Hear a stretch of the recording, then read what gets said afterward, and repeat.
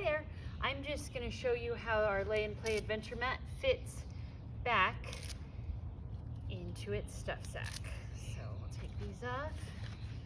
And actually you don't even need to take those off, but just fold it up like this.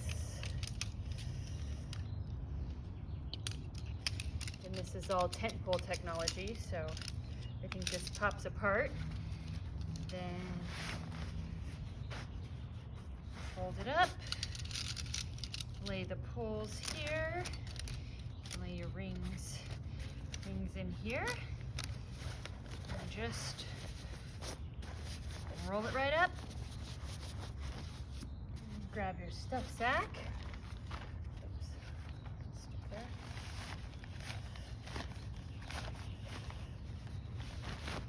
Just pop it in there. And then you are ready to go.